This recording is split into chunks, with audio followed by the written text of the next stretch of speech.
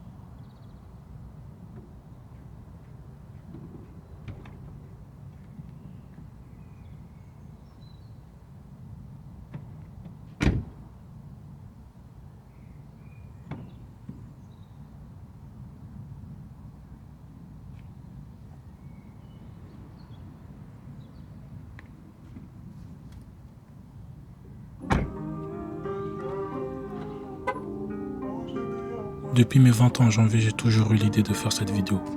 Et quelques mois plus tard, je pense que c'est enfin le bon moment. En grandissant, je pensais qu'avoir 20 ans voulait dire tout comprendre à la vie.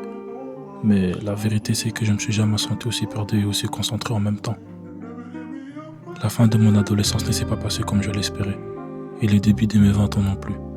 Tout a commencé dans le silence, avec des leçons que je n'avais pas demandées, mais dont j'en avais besoin.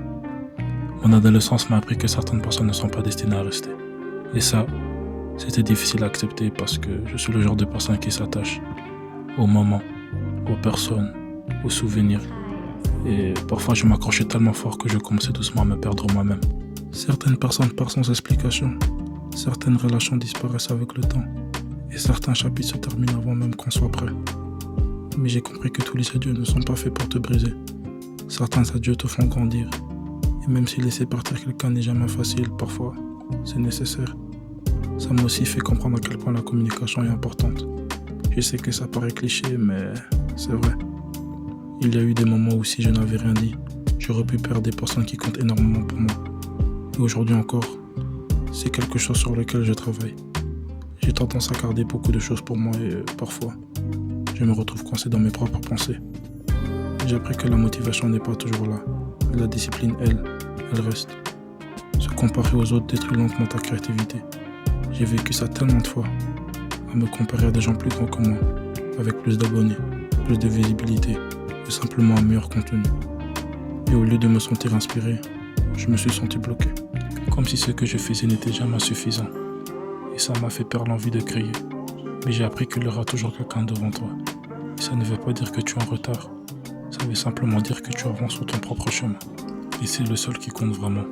Et malheureusement, les résultats ne sont pas toujours là. Parfois, tu espères recevoir beaucoup de reconnaissance pour ton travail. Et oui, parfois ça arrive. Mais la plupart du temps, non. Et ça peut détruire ta motivation. Mais ce sont justement dans ces moments-là qu'il faut garder la tête haute.